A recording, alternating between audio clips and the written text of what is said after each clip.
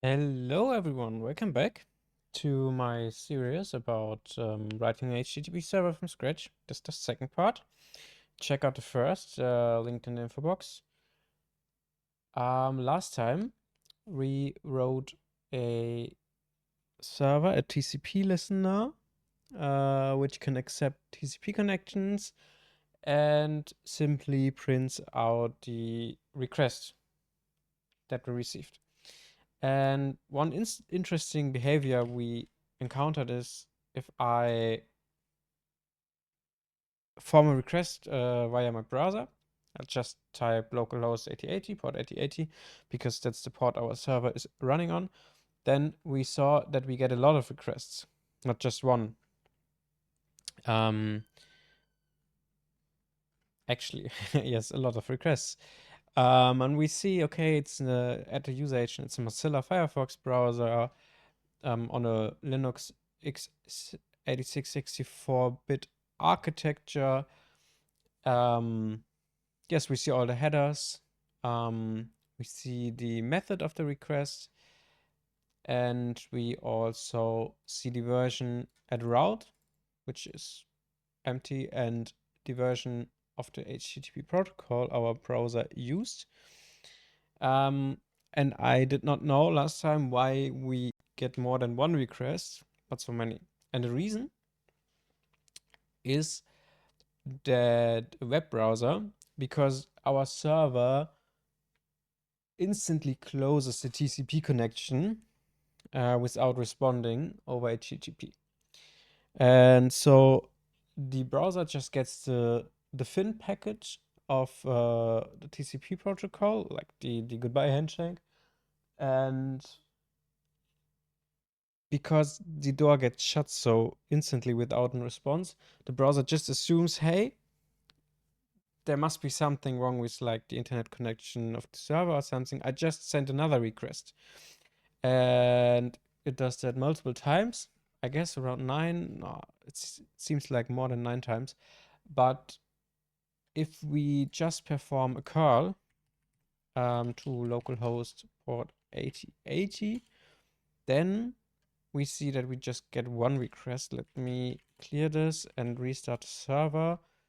It gets more clear this way. Curl, one request, that's it.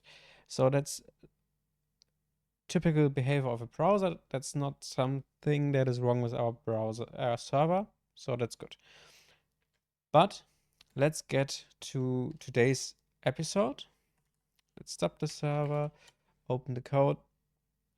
Our goal for this episode is to write a little request parser, because right now we're just printing the text. Here, just print the buffer of what we received. But the problem is it's just one big string, right? Actually, it's a byte buffer, but we can interpret it as like one string, which is not quite useful if you want to form a response, because then you have to know like the method, the route, some headers, if they are set or not set. That's quite important. And yeah, that's what we want to do today, to tokenize, to split this request into its essential parts for us. We will keep it simple again, because we don't want to sit here like in 40 years. But I took my time to have a look in the hypertext transfer protocol RFC. So that's the standard that defines everything for HTTP version 1.1. You can see it's from June 1999, so that's quite old. Of course, Tim Berners-Lee is one of the authors, and there are some important stuff for us here, especially in chapter 4, which describes how an HTTP message is built. And then, because we want to handle requests, chapter 5, which handles requests. First of all, this, what you can see here, it's called EBNF grammar. It's part of formal languages, which you will have in theoretically computer science lectures in university. It's an abstract way to describe rules how to pass something. Yes. And the rule HTTP message can contain a request or a response. We will only have a look at requests today. And it refers to an RFC 822, which was the standard for the format of ARPA internet text messages, the predecessor of the World Wide Web, I think. It's older even, it's from 1982. And you have a chapter about message specification. We will not need everything of this, because if we would like to implement like a full-on web browser which can go productive, then we would need this, of course, but then we would have a lot of parts in the series, and a lot of stuff gets repetitive. And I just want to explore some concepts and then move on. Yes, so section 5 is about requests, and that's quite important for us, because a request is always a request line followed by, and this asteroid star is for any amount of what comes next, so 0 up to infinity. And then we have this parentheses, which say there's either a general header or a request header or an entity header, followed by a CRLF, which stands for the fuck, what does CRLF meaning? I know it's carriage return. That was the word I was not remembering. Carriage return and line feed, which comes from the old times of typewriters. Because when you wanted to get to a new line in the typewriter, let's open one of the pictures real quick. Open image. Perfect. You have like a carriage which types the letters onto the paper. I think that's this part here. And what you had to do is like scroll down here to get to a new line, the line feed, and return the carriage to the left position. So because it was at the most right position and you want to start typing at the left again. So that's where carriage return line feed comes from for a new line character in computer science. So little side quest. And there can be, as I said, any amount of headers that follow this request line. And after this, there will be another carriage return line feed. So the last header will have a carriage return line feed and then another new line, an empty line.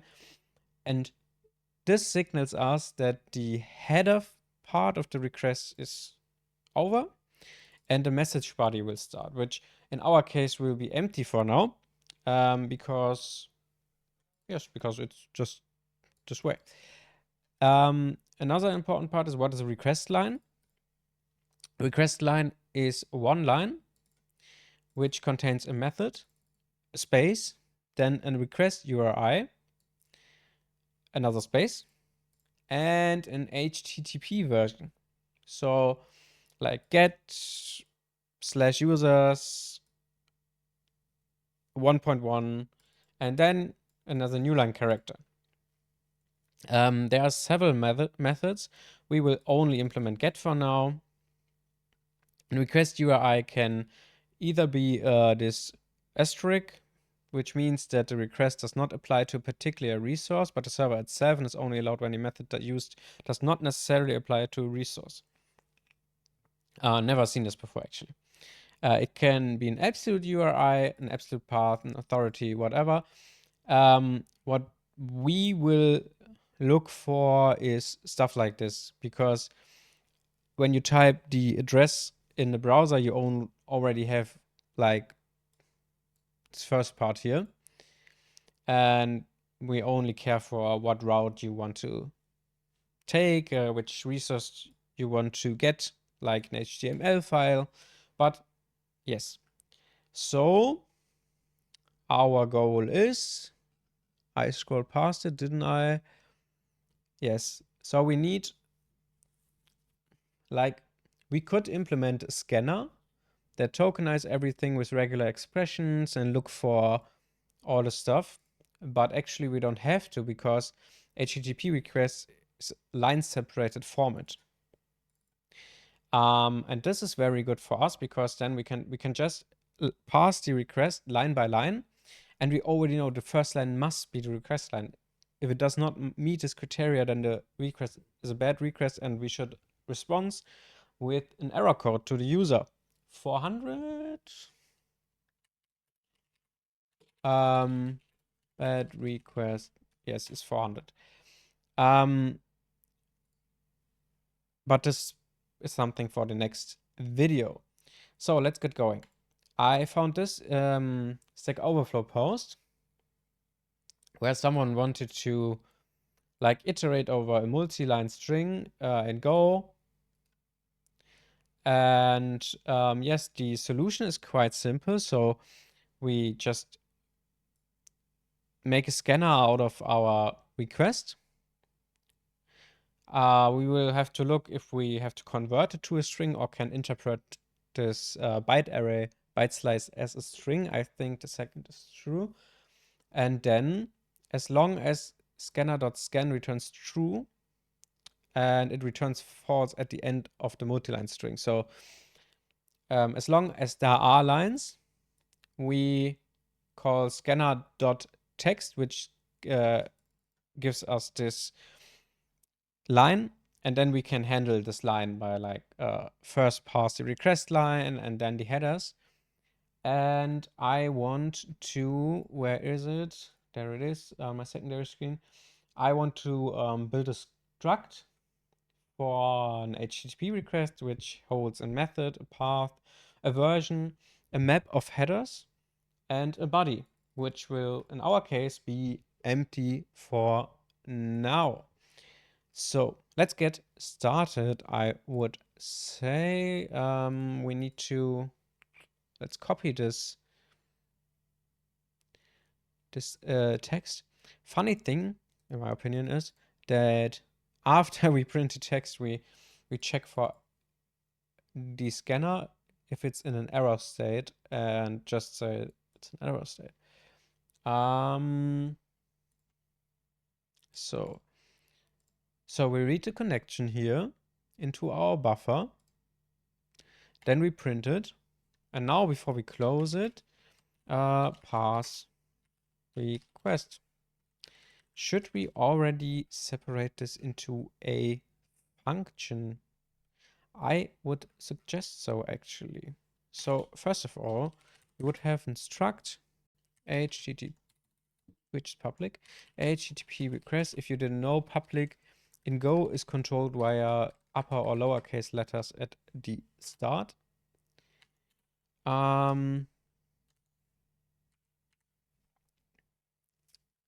Expected declaration found struct. I didn't program in Go for some time, so that's quite annoying if you shift programming languages. You always have to Google like the most simple things are type, vertex, struct. All right. Then we should own type HTTP request and then struct. Yes, perfect. So we said we want to have a method, which is string. Then we want to have path, which is also a string. Version, also string. Headers, which is no string, but a map of string. Yes, so I don't know how the syntax for this goes. Go map string. Yes, so the key is inside curly bracket, the brackets, braces, whatever, and then the value type is just after that. So we just need another string here because it's a map of key and value string. The key is the header, what header it is. For example, content type, and the value is just the value of our header. And then we also have a big, yeah, we could say we have a body of type string or byte size. I go with string actually. I have no particular reason for it. Then we have a function which is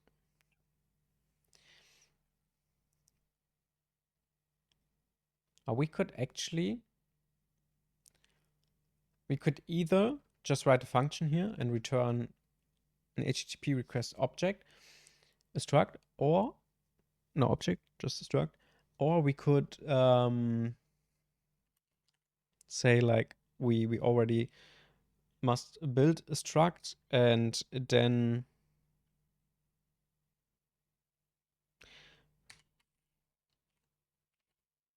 say it's of type HTTP request pointer and add this function to the struct, and then we could just call it parse and return error if there is one. Why am I not allowed to return error, undefined error? Because error is spelled with OR at the end. And for now, return null. We could do this. I think it's more smooth. We need a func for new HTTP request then, which takes no arguments and returns a pointer to an HTTP request struct.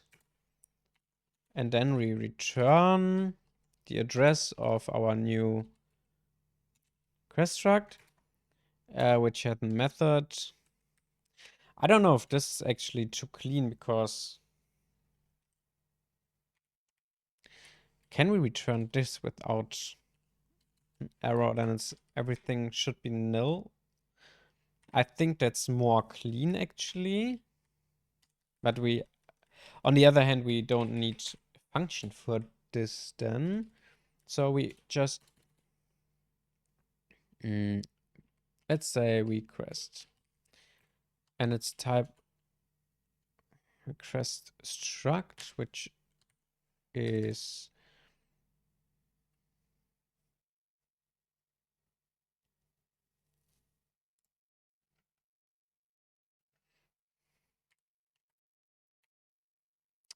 okay. That was one error. That's declared or not used is good. Okay, and then we call request dot parse. And we have to specify the error. Oopsie. And what you always have to do if error is not equal to null, log. We should not log a fatal here, right? Just log a print statement and say error pathing the request. I think .v is the specifier for error. On the other hand, we can, I don't know what the exact difference is if you just call the error function to return a string. We will just do it this way. And then con.close, close the connection and continue to get to the back of the loop again. Yes, I think that's good. Now we have to implement this parse function. And let's have another look at, first of all, our code.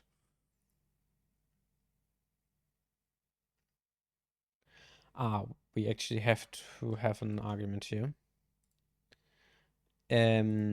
Which is of a type, we need our buffer here, and it's byte slice, so let's pass it as a byte slice buffer. I'll just call it buff. Go, my friend. Not any other language. And then we just pass the buffer here. Let's save it once, then it, okay, cannot use, yes, but what we should be able to is cast it as a string, and then everything will be fine. Yes, perfect. Okay. Maybe let's test this with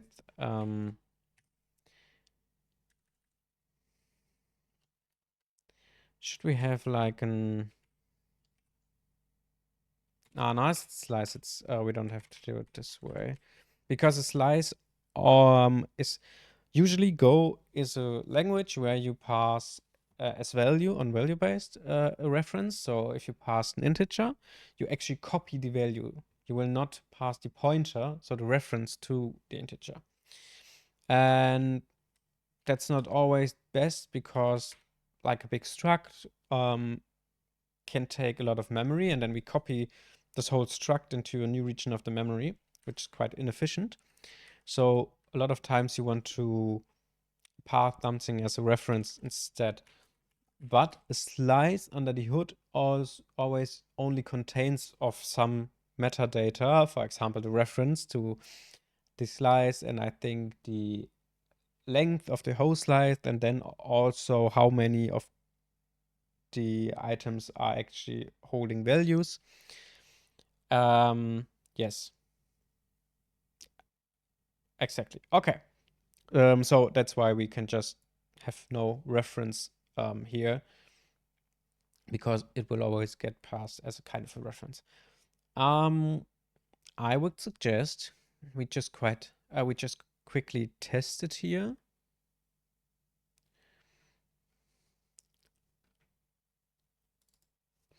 We should return our error here and not, why can't we return the error here?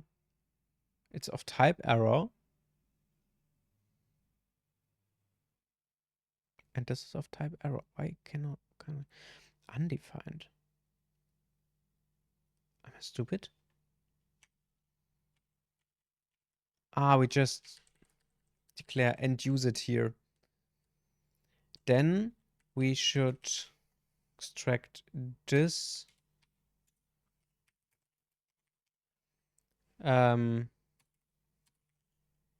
scanner.error, so we can return it here down hence, because let's put that as a log, because I like to have the timestamps.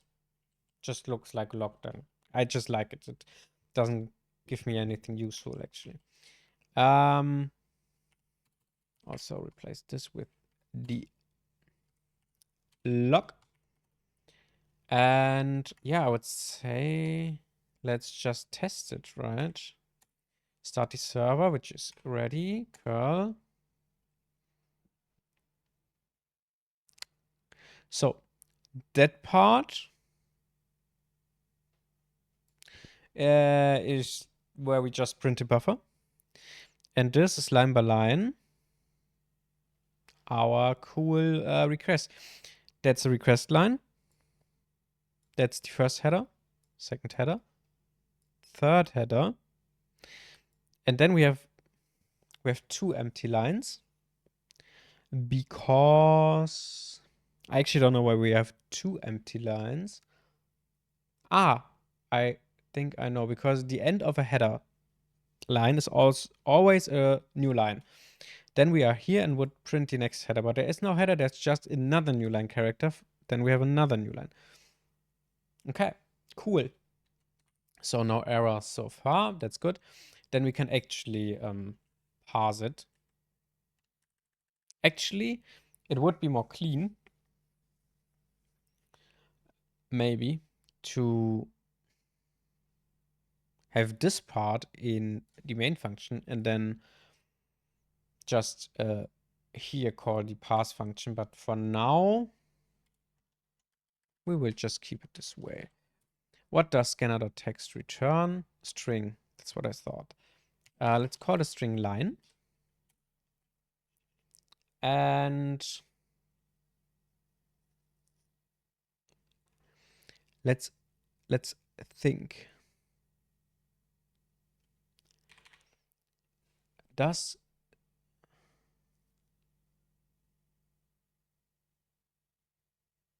We need a counter here, right? Because counter 1. Because we need to know which line we are on, actually, to know what to do. We could like have probably okay, that's more complicated than I thought at the beginning, because that's quite useful that we just get the line as long as there are lines. But we defined, okay, the first line is the request line, so we have a different behavior for parsing the first line than we have for like the second line. And then we have an infinite amount, a possible infinite amount of header lines. Obviously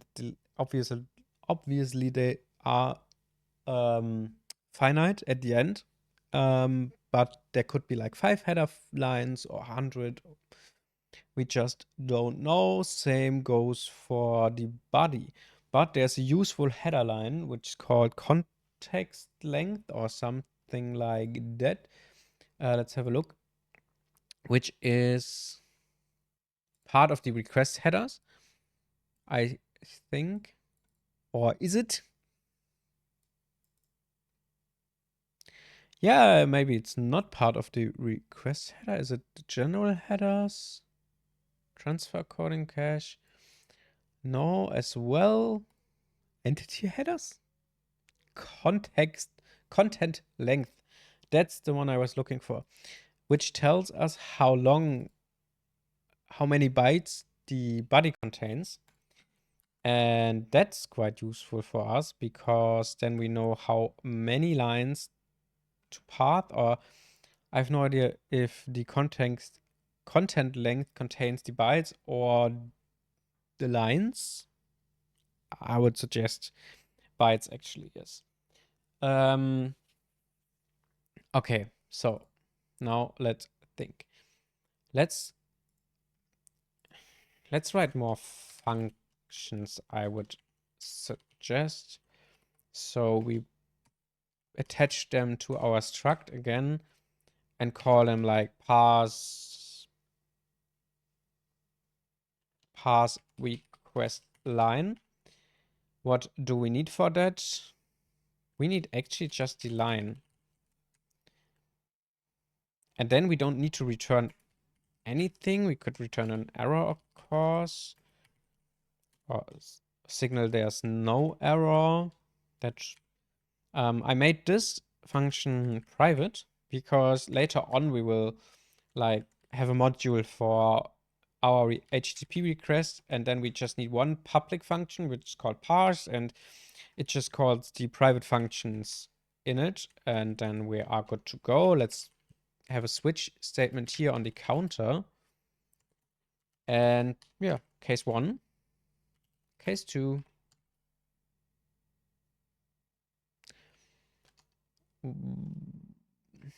K2 is...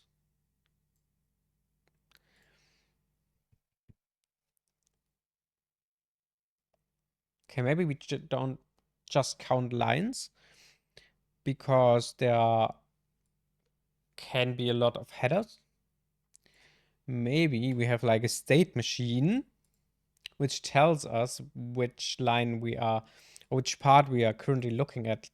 There would be 3 states: request line, headers, body. I think that's actually the best way. How does this shit work? Enums and Go is a bit fucked up actually. So let's say request line. I think there's no thingy allowed in.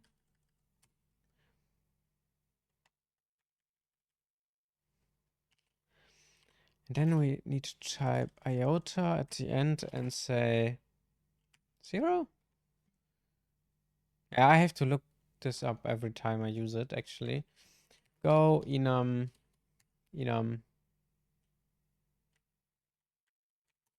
As you can see, not the first time I looked this shit up.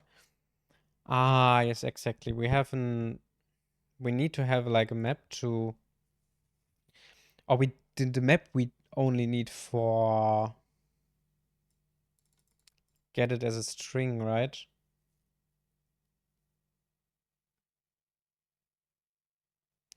And for now, we don't need it as a string. We just say const and then our, yes, exactly, our type. And then we are good. So we say type, let's call it parse state, and it's an integer.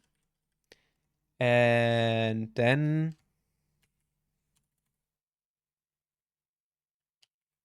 parse state equals this. And then we have the headers and the body. Right? Right. Perfect. So we don't have an counter any longer. And we switch on parse state. Nope. So state, parse state,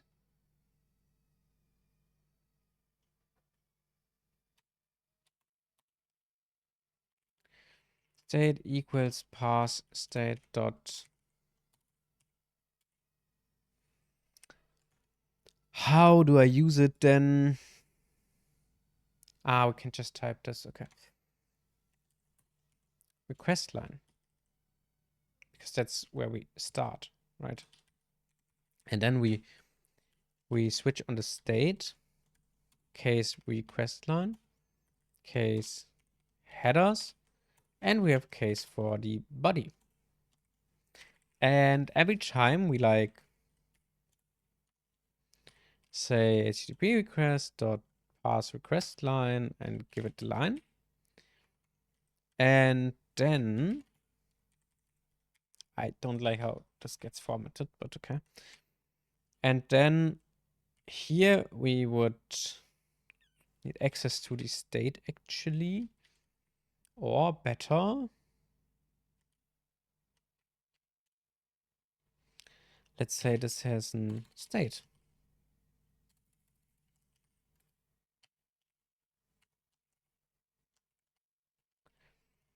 And then maybe let's add another state for done. Then we actually don't need state here, but we say HTTP request dot state, which uppercase now. And one important thing, because it will not be set at the beginning is to say this is state request line. Case done could only be break.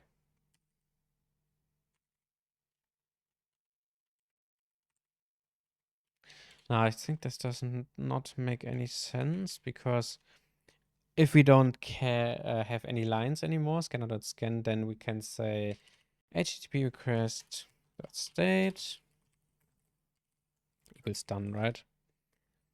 And here inside this, right before we return, we now can say state is now equals to headers.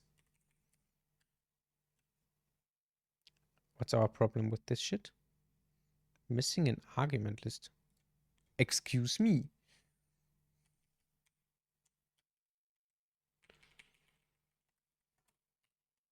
Line. String. Sometimes I'm bamboozled by a lot of things, actually. What's the error here?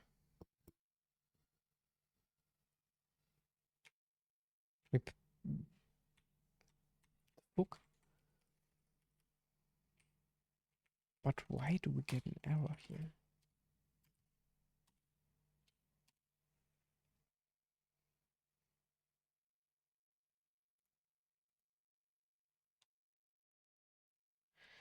Why do we expect anything here? That's correct. We append struct the function to our struct.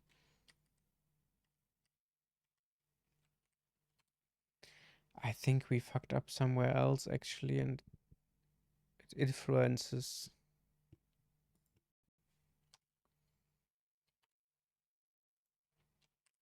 I think we need this here, maybe?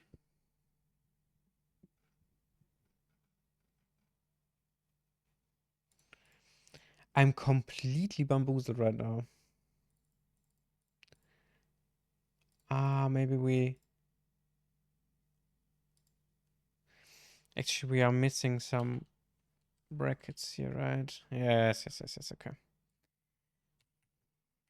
Yes, now everything makes more sense. Perfect. Why are you complaining again? Unused parameter. Yes, we will change that in a minute. So let's pass our request line.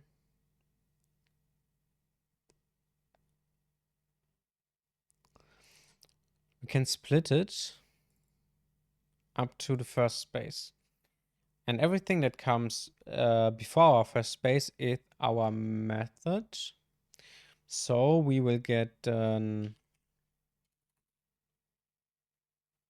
our method string. Or let's say method.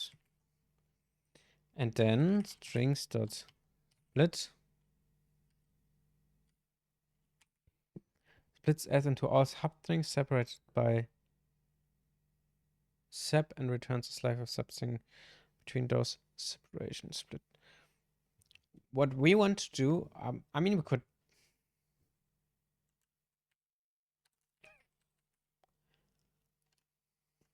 Okay, this carriage return line feed at the end should already be consumed because our scanner does that for us. So we could call split and split it in those 3 components and then just handle those. Let's call them components. Let's split the line with the separator space, right? And if maybe just log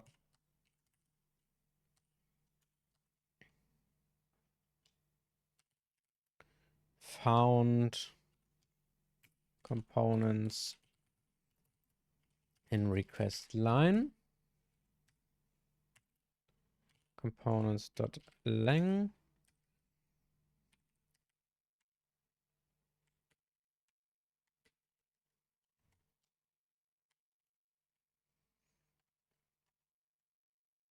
Okay, let's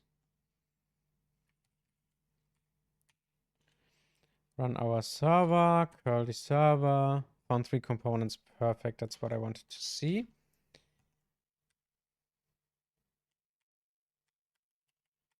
Then, in this case, we can say if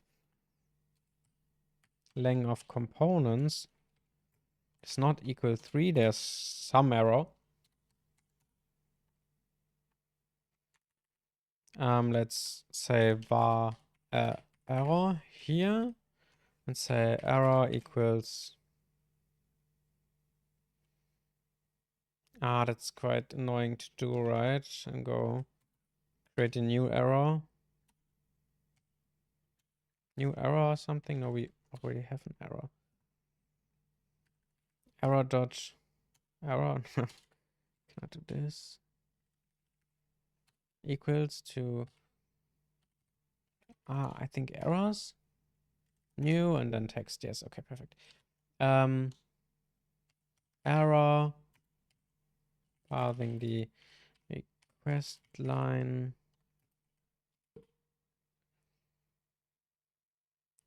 found less or more components than 3. Then actually we want to return instantly here and not go into the state of headers. There will be some problems because we still are still in the state of request line, go into it again, have an error again and stuff. But fuck it for now. Let's actually get some stuff done. We will have a method here, which is components index 0. Then we have request URI next, so the path and then the version. Path is components 1 and version is components index 2. Okay, perfect. And then we can say, actually we can apply it instantly, right?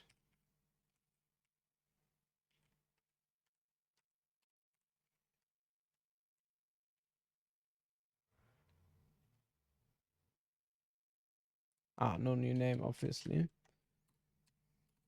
But let's say path here.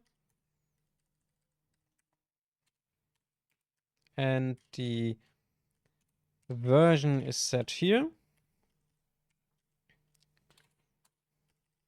And then we can continue to the headers.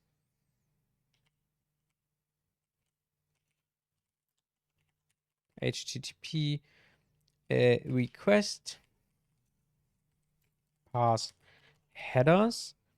And now we take in the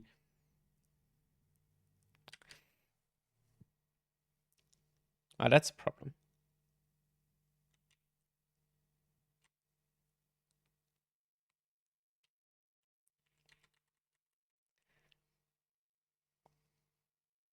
I think we get a problem with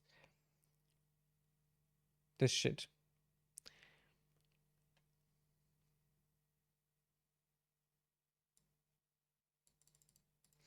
Because the question I have is, does this consume the new line character at the end of our line? And if so, what happens when you're an empty line, so just another new line character, comes our way? Because that's what happens. Okay, we can see here. When we printed the request, we had 2 empty lines at the end, which means Yes, it consumes.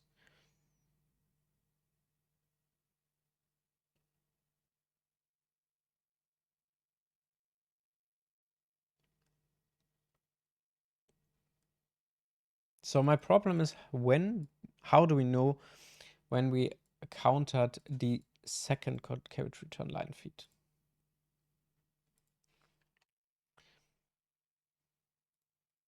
Let's log print line this again.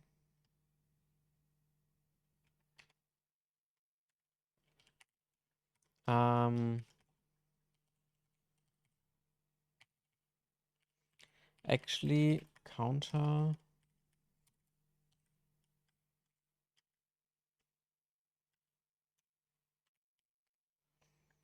Again.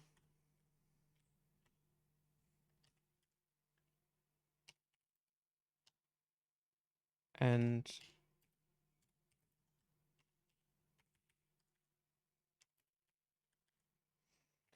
to counter here. Right. And then clear this shit. Clear this also. We have an error now. 129 missing function body. Oh.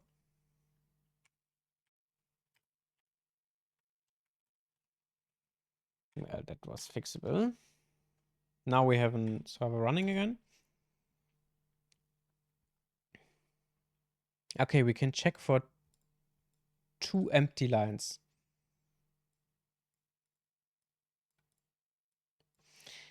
Two empty lines means headers done. Okay. That's actually not too hard to implement. Then, where are we? Here are we. Because we can use our counter actually, but set it to 0. Empty lines counter. Yeah, we don't need you anymore. Or maybe let's keep it and just make a new variable. Empty line counter is now 0. Then we need another case. No, we need if line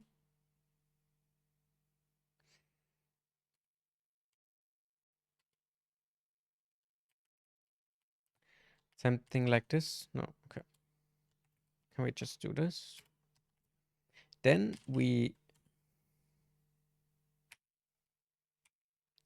say, okay, we have an empty line. Continue. Right, just ignore this stuff then. And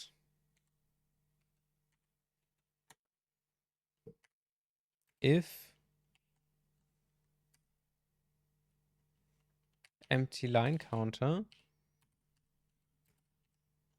is at least 2. I mean, it should never get to 3, but just be safe. Oh, actually, this should be sufficient. Then we know that our state needs to shift to body. And then again, we just say continue to the next iteration. So, yes, that's important actually, because if we would say greater than 2, then the whole body would would only enter this if and continues. So we would never read the body. Okay, perfect. Actually, let's have a quick check. How long am I recording? 49 minutes. What the hell? We didn't get anything done so far. Well. Do I keep this? Or do I... maybe let's just keep it. Okay. We part the request and then we part the headers. And the headers always, that's quite, yeah, I think at a general header, that's best. Always consists of, I want to see an example. here, it always consists of a key, no space, then a space before the column, double column. How does it? Never mind. For the column is considered a bad request, an error in the specification of HTTP. So we know we get a fixed amount of letters up to a column, and everything after that will be our header value. That's quite easy to implement, right? So we again have in components slice, which slices our line by the character column. And then we cannot check for the length of the component but yes, we can of course check for the length of the component. It always have to be if length components is not equal to 2, then we have a big problem because we have one key and one value all the time, right? And I hope we ignore the character we split by, but yeah, we will see shortly, right? Error, errors.new, error pathing the headers found more than 2 components in one header line. Let's just ignore which line it is. We could use a counter again, but time, my friends, time. At the end, we return the error, and hopefully it is null or null. I have no idea why Go decided to call it nil instead of null, or why it's spelled this way. So if we have 2 components, that's perfect because then we can. How do we append a map or add a new item? Go map, new item. Yes, exactly. Okay. Yeah, we don't need this shit. We can just.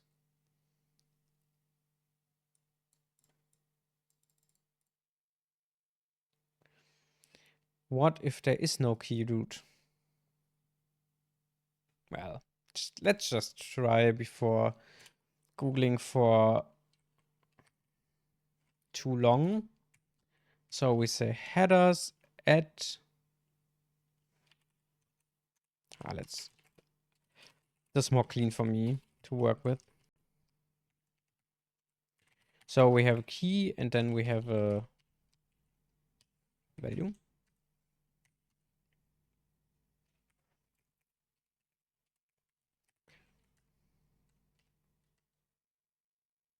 Yeah, that's it actually. And if we get to the body, which will be empty, we just log for reached the body. Yay. And now, after we call the parse function, and there was no error, we close the connection. But before we do that,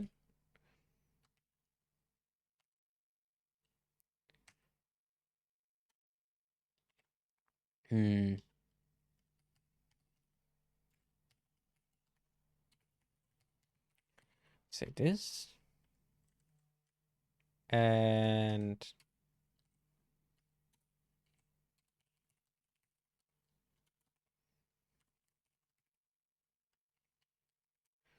then I would just print everything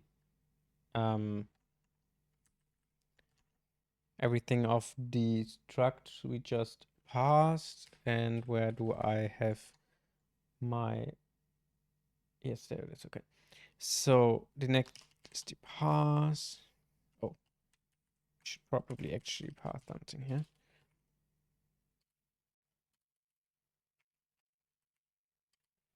Oh, cool. Nice. And request dot parse log f. And after the version,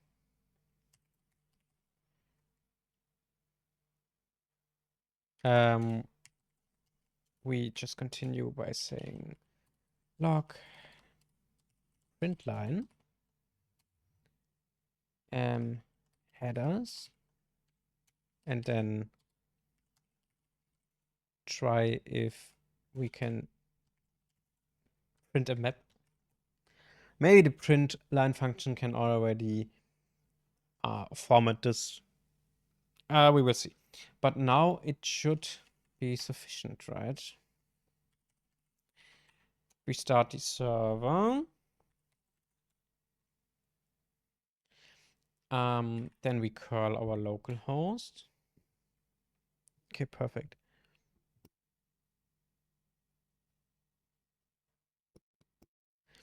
And we never reach the body.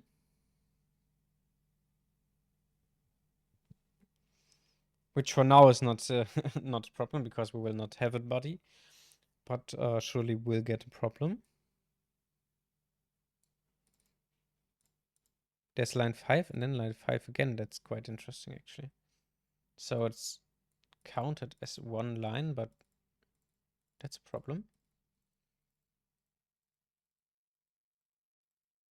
Isn't it? But we extracted the method, the path, and the version successfully. And yeah, offline I will have a look at how we print a map. We don't need to waste time on this. And then we will see if the headers were passed successfully as well, but should be. And there's one thing that's quite important, actually. Maybe we want to. There's a function called trim.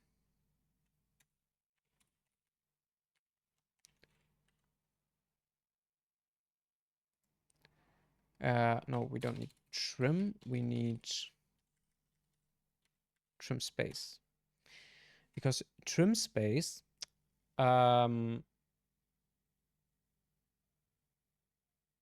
removes all leading and trailing white space. As defined by Unicode, which consists of like new line character space and so on. Not that in the end we will have like later on check for the method and it does not recognize it because there's some space in it or stupid stuff like that. So let's do this on all.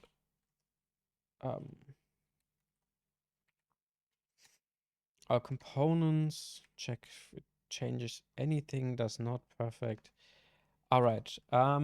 Even though the time is advancing quickly, we are now at 58 minutes. I would suggest that we still have a look at why we print the number line 5 two times in a row.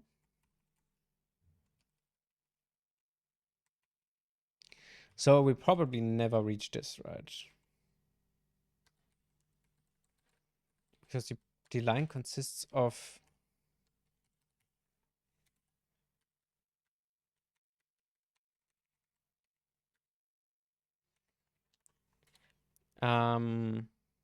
maybe this way it could work if we just say state equals to body. And then we continue because this would mean we would not need this then. This would mean that our line is just consisting of two new line characters, which is this carriage return line feed. Two ASCII codes, by the way. Not interesting for us now. And this would mean Yeah, let's check actually, right? I mean, what can we do?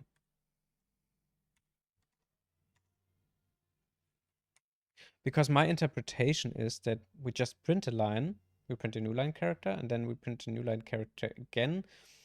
Confusing part is we also have another log entry. But just test and see what happens. Nothing. Perfect. Okay, that's more convincing actually. Ah, I know. I know what the mistake was. Let's go back to the state as it was before. What happened here is we did not log and we did not plus the counter here. That's why we had 5 2 times in a row.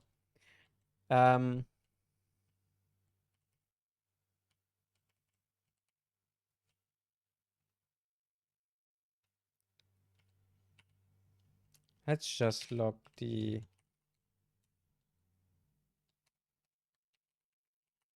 empty line counter here.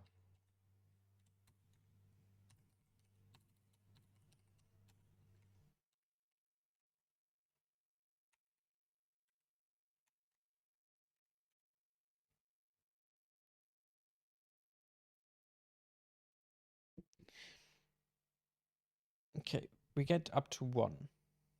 Then we print another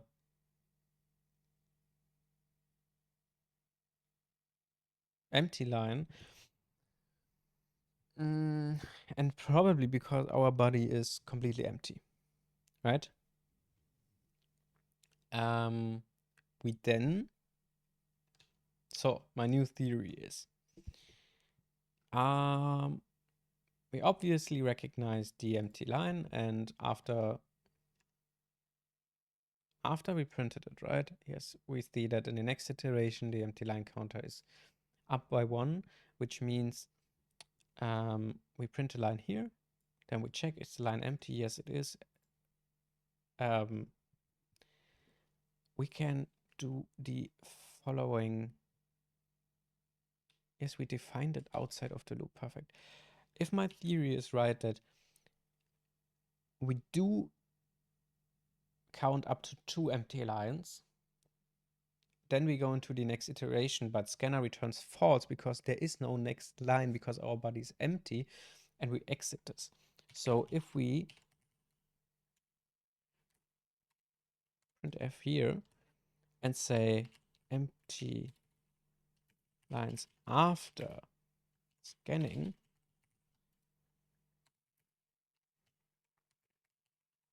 and then we hopefully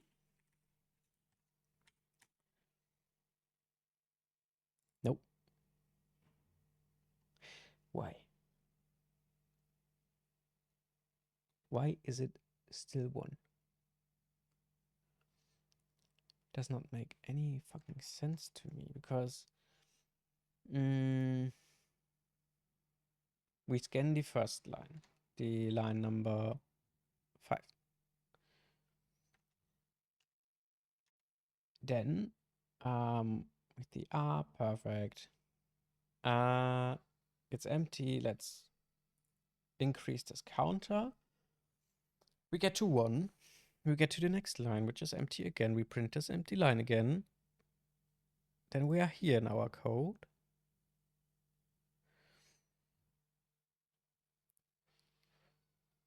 And then we should obviously get here again.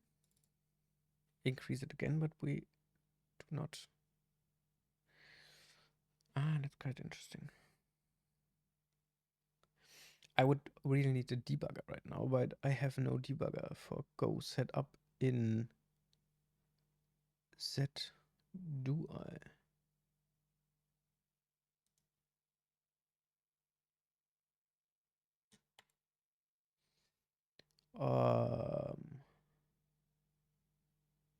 Because I think that I'm not able to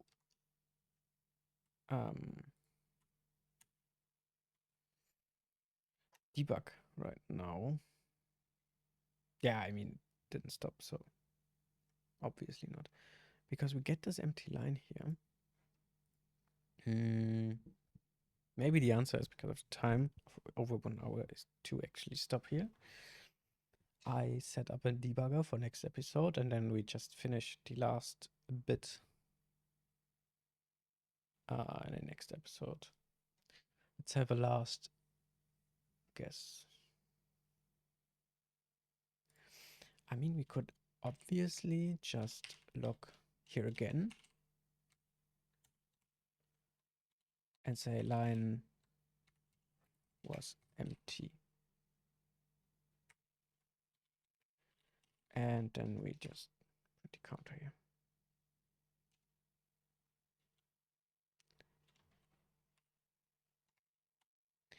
I think that's sufficient, right? To just see what happens. Clear, start our server again, clear and curl.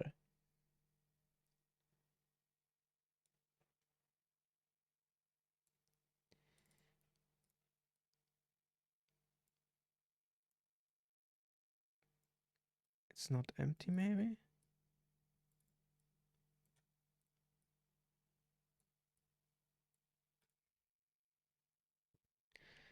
But it looks very empty to me, if you ask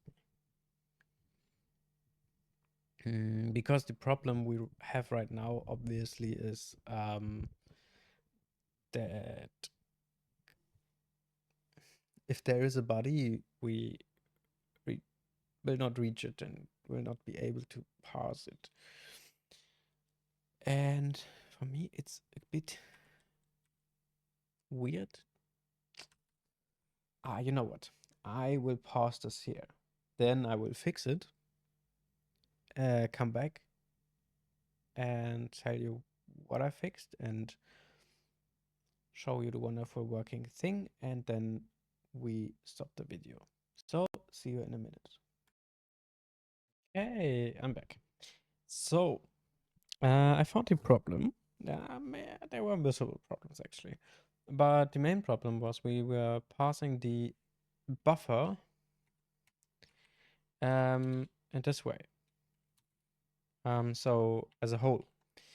And the problem was we only read like 77 bytes, I think, but the buffer has a size of 4096 bytes, so there were over 4000 bytes containing the value 0 in it. And so the second empty line I was looking for was actually no empty line.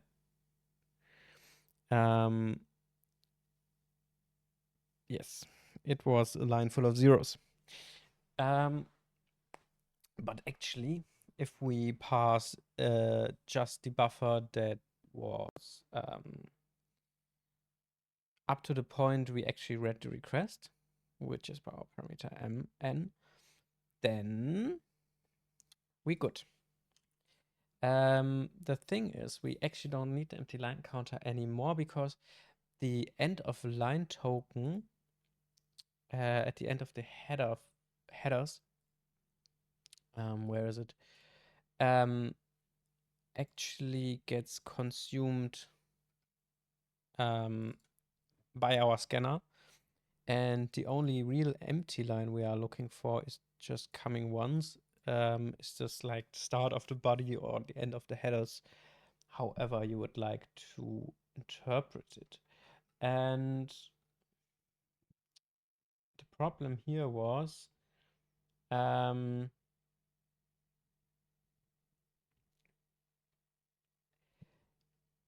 actually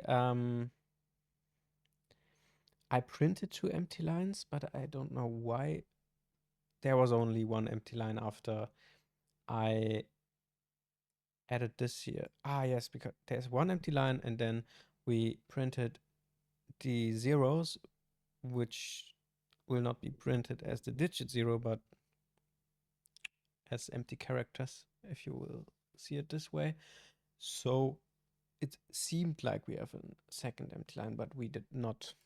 So we don't need this anymore actually, because we can check for the first real empty line. And if we encounter that, we can set the state to body and continue. And then we reach the body. This will not get printed yet because the body is empty and we exit this loop like I thought. And that's why I print the state after we exited it. And if we reach the body, then it should be 2, which I can tell you it is obvious. I also, where's my parse function? I also, we set this state inside of the parse request line, but that's not clean, I thought, so we set it here. So users that read this block of code don't think, where does he set the headers state? How does he know the request line is finished? Yes, and we just take the error here. We also forgot to call our parse headers function actually, which then was giving me some errors.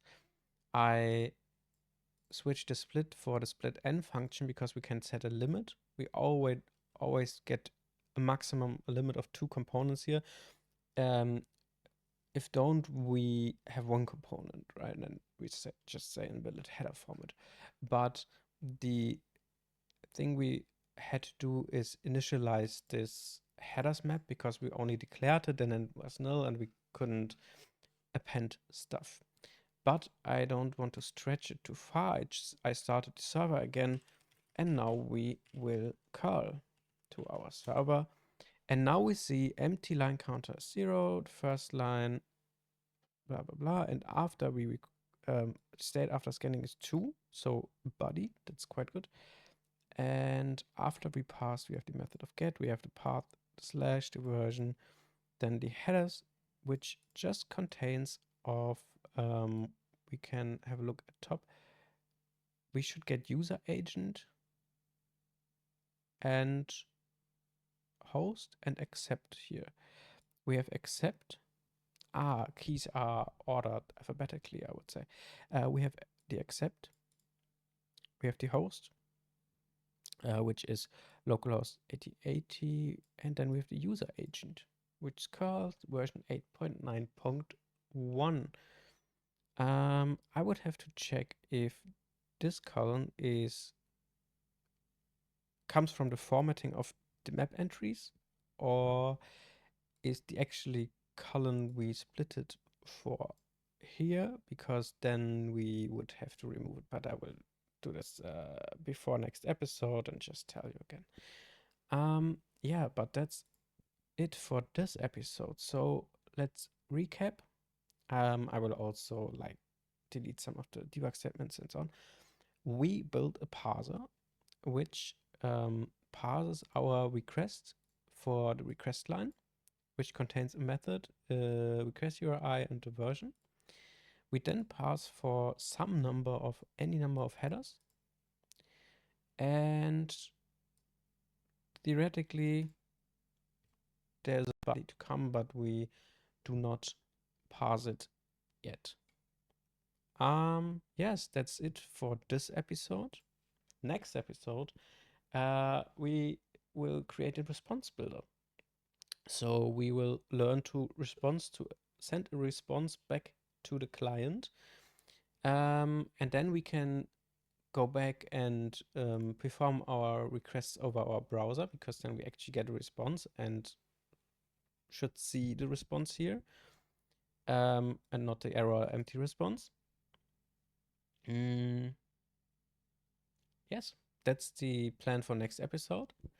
Thanks for watching. It got quite long, and I hope you enjoyed it. I hope you learned something, and yes, leave feedback in the comments, please, and see you next time.